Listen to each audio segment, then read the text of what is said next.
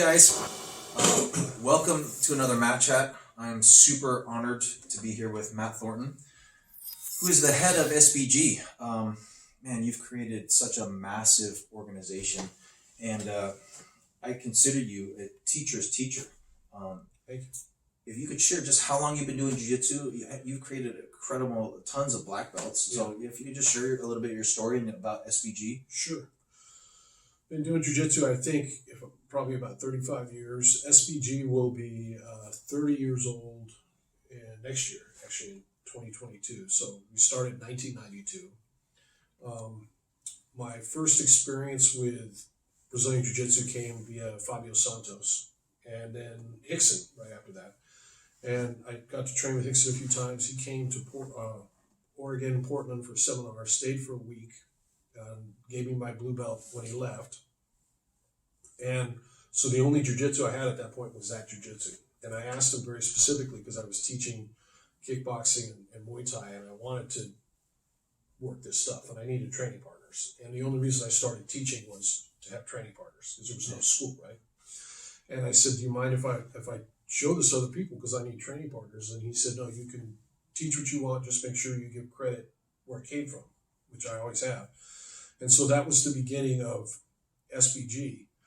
And so our jiu-jitsu up here in Oregon, because I was a little bit isolated from the Mecca down there in Southern California, where all the newer things were happening, all I had was what I had learned from them. It was always Vale Tudo. There was no distinction between, as you know, there was no distinction between MMA and jiu-jitsu at the time. So our school up here in SBG in Oregon, we've always been hitting each other and kicking and doing a lot of stuff. So when Couture walked in the door, Henderson walked in the door, they're basically walking into, for all intents and purposes, an MMA school. And the things I picked up from Rickson were, from that lineage, were a focus on fundamentals. Our jiu-jitsu is always about fighting. For me, what I've always been curious is what works and what doesn't work in fights. That's all I've ever really cared about. So I stayed true to that. And the third piece, which was really important, and to be honest with you, probably the biggest thing that birthed SBG as a worldwide organization, and I've told this to Rickson and talked to him about it, was what I call aliveness, but it's what you talked about today at the seminar, where you're talking about the middle piece. So here you learn the technique without resistance, so you can learn how to do it properly, but you need to get the timing. And the timing only comes from moving with that other body. And so often what I would see in jiu-jitsu schools is they'll teach a technique and then everybody wrestles to submission and they're trying to kill each other. There's that central piece of drilling, what we call the isolation stage, is almost non-existent. Right. It goes from cooperation, you're doing it against a cooperating partner, to you're doing it against 100% resistance. Exactly. And there's a gap. And the wrestlers that I worked with, they were used to those kind of drills. So they were actually a really good influence on me as far as coaching. And to be honest, when I asked Rickson, I told Rickson about this and to let him know the influence that he had. And I asked him why it's so unusual. Even members of his own family don't really do that. And I don't think he even knows. It's like people just don't do it. Yeah. You can hear Hodger talking about it. There's a few people who do it. But that's what we had. And then as far as technique, I was always focused on fundamentals, because we were interested in jiu-jitsu for fighting. It's the fundamentals that work in fights. And we would get bits and pieces of more of Rickson's jiu-jitsu through all kinds of people. So the tuck in the tailbone, I got from Chris Howder 25 years ago, but he got that from Rickson. Mm-hmm. Just sitting on the guard. Yeah. Putting your hand, when somebody stands up in your closed guard, and you put your hands on their feet and break their posture. That one came, I think, from you teaching Kenny Florian, who taught John Frankel and then showed me. Like they would take these routes, right? Yeah. But then as soon as we get it, we see it, we're like, wow, because every single time, Rickson's version, wherever it came from, was always better. It was always, it was always simpler, it was always more functional. So that would become part of the curriculum. But it wasn't until we connected with youth in SBG that we really got the depth of all that material, because that's just such a fantastic resource. And I think myself and probably maybe a half a dozen other black belts fully realize the value that you bring with that information. is massive, because now I have somebody that I can ask, and you have all the other parts from having spent all that time with them. And so the first thing I picked up through you was, before I ever met you, was the passing game. Mm-hmm. And that came via a conversation with Whittier. Yeah. And it was just him talking to me on the phone and me saying that makes sense, and then trying it. And from that day forward, I've never been able to pass a different way, right? This is 7 years ago. I think I spent an hour with him. We were talking about it, and I came out to teach a seminar, and I spent a little bit of time with him. I love to spend a little bit of time with the coaches so that they can pick my brain. Usually when I do a seminar, we pick one topic and we go deep, but I know a lot of times the instructors have, different questions about things. And so he asked me about that, and we took a deep dive on it, and we spent about an hour on it, but I know after that, it completely changed everything for him. And I know he started sharing. I think that was kind of one of the bigger introductions, because, at the time I was only friends and only knew Whittier. Because he had come to one of my seminars in, I think, Pennsylvania, and he had driven down. And after that, I think he had the conversation with John Frankel. He told Frankel about me, and then kind of word started spreading a little bit. He called me up on the phone right away, excited, and then was telling me about it.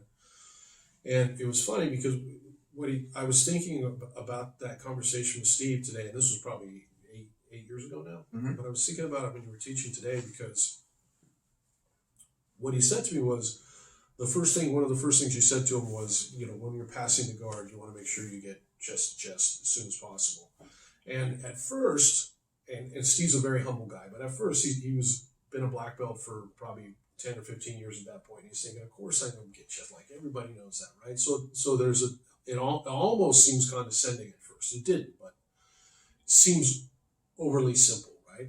And then after spending some time working with you for like 30, he's like, oh, right? And now, since I've been teaching that passing game for a few years, I see all the time people never drop that, take away that space right away. It's such an important detail. But the thing that I think is really important that you do when you're teaching, and you did the same thing today when we talked about open guard, is you always go back to first principles, which, if you're a white belt, is fantastic, because you're an empty cup and you can get it great the right away. And if you're a black belt who's been doing it for 35 years, like me, I 100% appreciate it. And then you'll get the purple belts and the blue belts who think they know jiu-jitsu now and think they already know that part.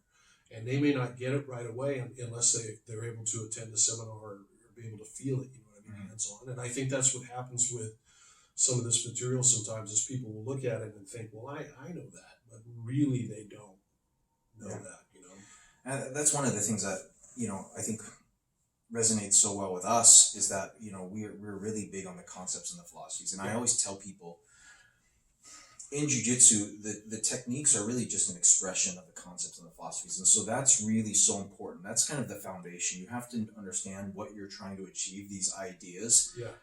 Where at a lot of other places, a lot of other gyms, and a lot of either practitioners, guys that have told me, black belts that I've worked with have told me that they don't really know and understand jiu-jitsu. What they have is they have a collection of techniques. Right. They have a collection of moves, but they don't really have a deep level of understanding. And so as a teacher, that's something that I always try to pass on to the students, is like, I want you guys to really understand what you're doing, what you're trying to achieve.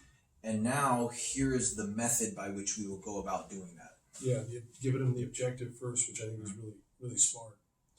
So that's how I had the passing game first. And then when I first got a chance to train with you as soon as I could, which I think was probably, 6 years ago now, 5 or 6 years ago, you completely transformed my cross-head top game. And that gets spread to everybody, because everybody that I teach and the gyms I visit, I show them the material as best I can. And that's one of the reasons why I love, working with you, because you have such a huge influence. You have, how many black belts do you have? 35, I think. 35 black belts. And SBG is a worldwide organization. And not only have you guys produced amazing martial arts, I mean, look at all the fighters that you guys have had in the UFC. Like, a lot of people don't know Forrest Griffin came from SBG. You guys have a ton of fighters now. Obviously, Connor, everybody knows Connor. Right. But I mean, the SBG organization is still keeping that mindset alive. That's why, I resonated, and everyone in my kind of my network knows that I joined SBG a year ago, about a little more than a year ago, and because you guys are so passionate and you guys carry the same mindset that Absolutely, yeah. I do, and it's definitely, being a little bit lost, I think, in jiu-jitsu nowadays is keeping it martial, right? Mhm. Like keeping the art martial, and it's not just, I think a lot of nowadays it's more submission grappling. Yeah. It's more grappling with submissions, and it's not with the context and the idea of how do you use this to fight. Speaking of Connor for a second, one of the great testimonials to John Kavanaugh, who's Connor's coach, who's my second black belt, was, I think, Connor's boxing match with Mayweather. Because people may not, who aren't involved in boxing, may not realize, but that the level that they're playing at, which is boxing at the highest level, and John had literally never cornered a boxing match in his life. He never even cornered an amateur fight. But from SPG ethos, you focus on fundamentals, and that's what they did. Is they focused on fundamentals, and personal opinion, had Connor been physically better shape, I think he would have won that fight, because I think he was dominating the first 3 rounds. First 3 rounds. Yeah. And I tell people when I talk about that match is, look, Mayweather basically kind of used a jiu-jitsu strategy against Connor, because Connor is super dangerous. Super dangerous. Jose Aldo had never been knocked out before. Right.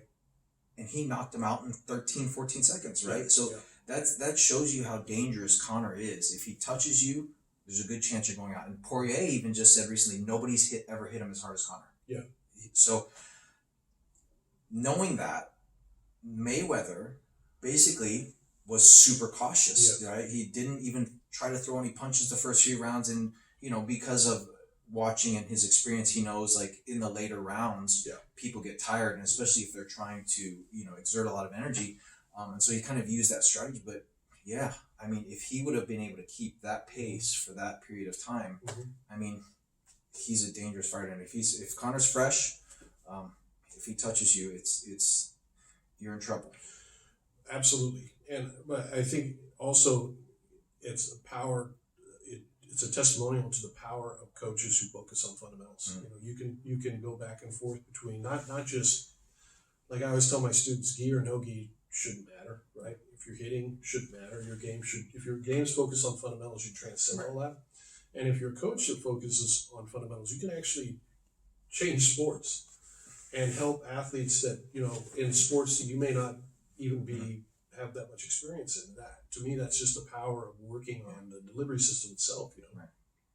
Yeah, that's, I mentioned that too. Like my jiu-jitsu works gi, no gi, and for fighting, for self-defense, for fighting.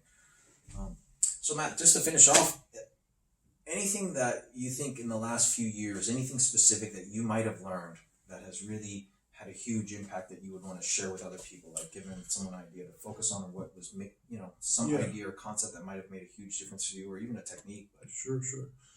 Well, honestly, and I'm not saying this just to give you a testimonial. Truth be told, everything you've shown me through and the organization, we've put into practice. Every single thing. And so what I said to my students at the seminar, usually when you bring a black belt in for an event, they usually show their game, which may or may not be applicable to most people. And if you're lucky, you'll walk away with like 1 or 2 things that you can get it. And I said, like, every single thing you show, Henry shows you at the seminar, you're going to use. You're going to wind up using it all the time. So everything you brought to us has been, we've immediately put it into the curriculum. But the 2 obvious things that I think distinguish Rickson's jiu-jitsu and what you teach from the rest of jiu-jitsu that's out there is connection and weight distribution. And both of which are hard to teach without having a hands-on experience, especially connection. But the weight distribution, at first connection was the biggest piece for me, but the last few years, I think the weight distribution has been the most game-changing piece. And for example, what you were showing, that's one of the reasons why I wanted to have you work open guard, because I haven't felt like we have like just the top 5 things I want people to work for open guard, because it's such a massive.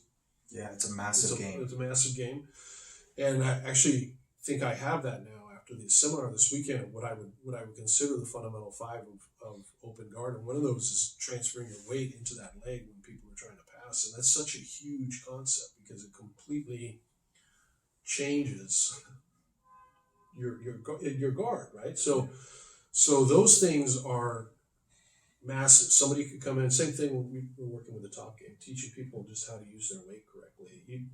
All the timing and all the things that they're already a black belt that they've accumulated from all those years and those techniques and those submissions, they'll all work. But then all of a sudden now you feel 50% heavier. And think about what a massive difference that makes in your game. So for us, at SPG, I think really the big pieces were connection, weight distribution. Awesome. Thank you so much, Matt, for thank you, everything my this weekend. Thank you. I appreciate you, and I'm so happy to be part of the SBG organization. And guys, look out for Matt. Look out for his teachings. I mean, philosophically, we are so aligned, and Matt is like a teacher's teacher, because it all comes down to the concepts and the philosophies, and passing it on. So, thank you guys, and we'll see you soon. Cool.